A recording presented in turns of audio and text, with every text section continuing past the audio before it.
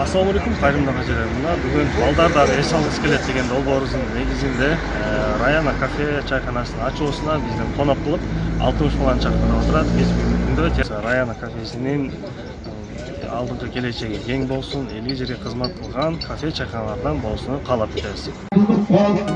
Жетекчиси келип отурат экен. Мына ушул жигитке сөз берип коелу. Микрофон.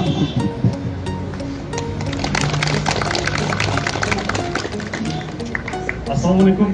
Кайрымдуу жалпы эмгек жамаатына терең ыраазычылык билдирип кетебиз. Бизди эмнеге чакырды десеңиздер, биз кайрымдуулук фондбуз. Фондубуздун долбоорунун алкагында Балдардагы эс алгысы келет деген долбоорубуз бар. Балдарыбызды ошол кээде эс алууга апарабыз, кээде кафелердин ачылыштарына апарабыз. Бүгүн кирет 60 баланы чакырып отурган Шумкар байкеге дагы бир ыраазычылык беребиз. Бул балдарыбыз Терешкова мектебинде окуган 7 жана 8 класс балдарыбызды алып келдик бүгүн.